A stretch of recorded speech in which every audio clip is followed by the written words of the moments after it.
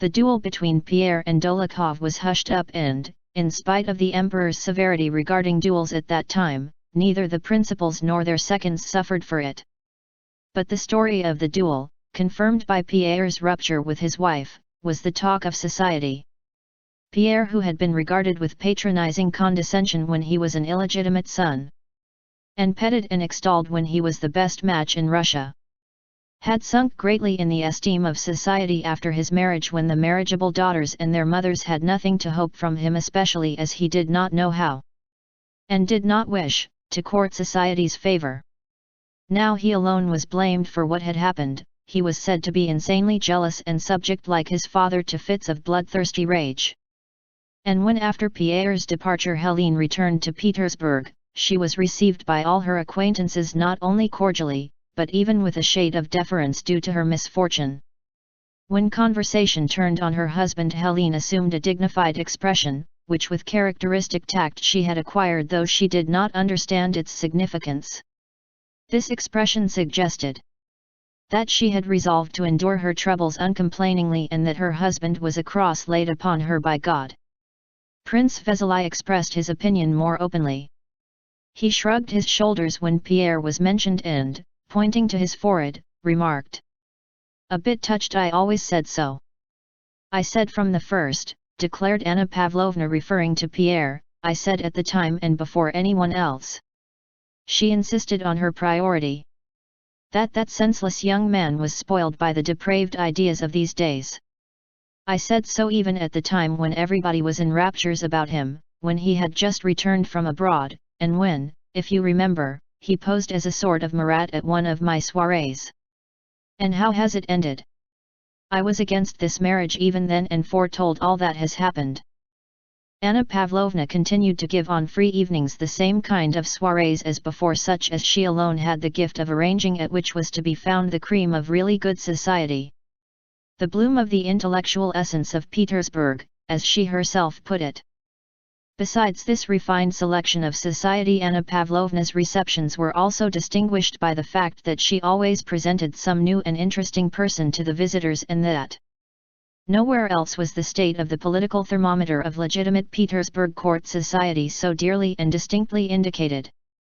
Toward the end of 1806, when all the sad details of Napoleon's destruction of the Prussian army at Jena and Auerstadt and the surrender of most of the Prussian fortresses had been received, when our troops had already entered Prussia and our second war with Napoleon was beginning, Anna Pavlovna gave one of her soirees. The cream of really good society consisted of the fascinating Helene, forsaken by her husband Mortemart, the delightful Prince Hippolyte, who had just returned from Vienna, two diplomatists, the old aunt, a young man referred to in that drawing room as a man of great merit, un homme de beaucoup de mérite, a newly appointed maid of honor and her mother, and several other less noteworthy persons. The novelty Anna Pavlovna was setting before her guests that evening was Boris Drubetskoy, who had just arrived as a special messenger from the Prussian army and was aide-de-camp to a very important personage. The temperature shown by the political thermometer to the company that evening was this: whatever the European sovereigns and commanders may do to countenance Bonaparte, and to cause me, and us in general, annoyance and mortification, our opinion of Bonaparte cannot alter. We shall not cease to express our sincere views on that subject, and can only say to the King Prussia and others, so much the worse for you. Tu l'as voulu, George Dandin, that's all we have to say about it.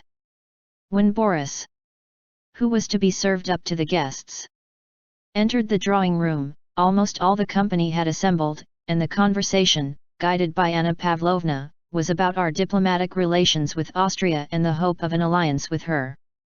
Boris, grown more manly and looking fresh, rosy and self-possessed, entered the drawing room elegantly dressed in the uniform of an aide-de-camp and was duly conducted to pay his respects to the aunt and then brought back to the general circle.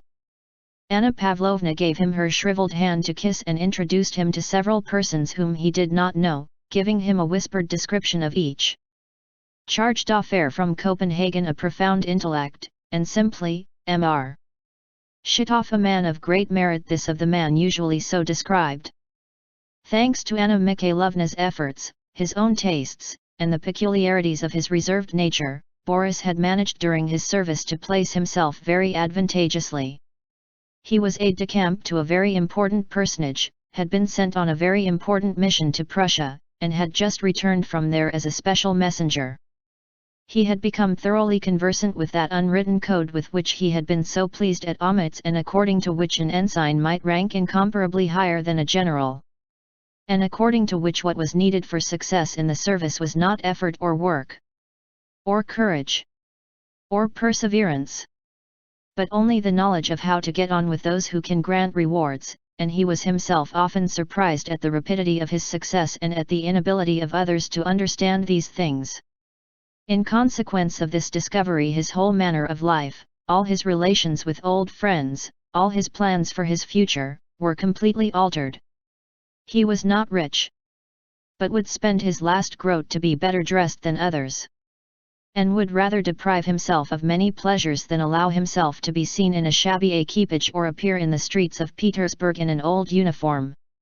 He made friends with and sought the acquaintance of only those above him in position and who could therefore be of use to him. He liked Petersburg and despised Moscow. The remembrance of the Rostovs' house and of his childish love for Natasha was unpleasant to him, and he had not once been to see the Rostovs since the day of his departure for the army. To be in Anna Pavlovna's drawing room he considered an important step up in the service, and he at once understood his role, letting his hostess make use of whatever interest he had to offer. He himself carefully scanned each face, appraising the possibilities of establishing intimacy with each of those present, and the advantages that might accrue.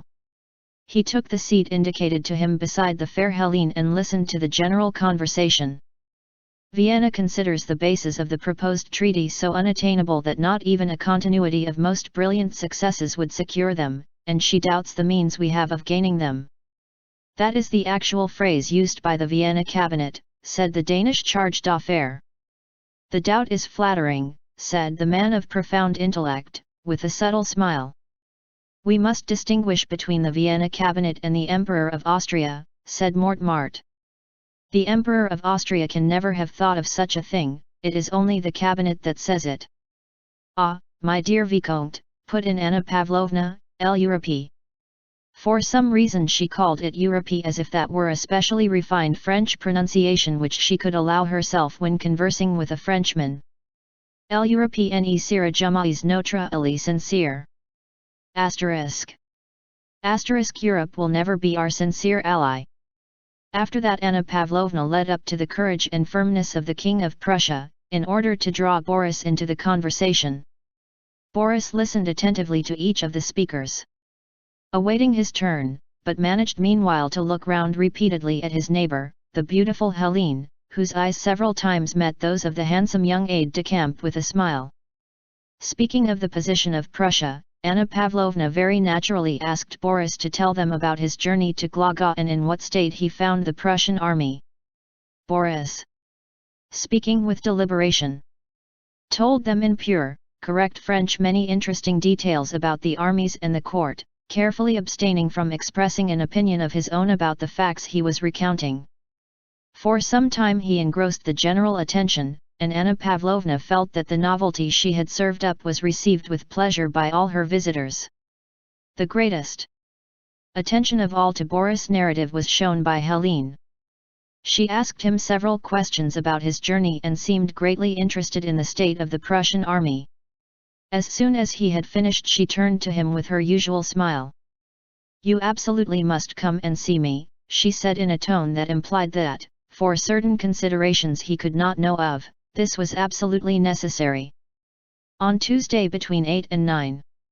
It will give me great pleasure." Boris promised to fulfill her wish and was about to begin a conversation with her, when Anna Pavlovna called him away on the pretext that her aunt wished to hear him. "You know her husband, of course?" said Anna Pavlovna, closing her eyes and indicating Helene with a sorrowful gesture. "Ah, she is such an unfortunate and charming woman. Don't mention him before her, please don't. It is too painful for her."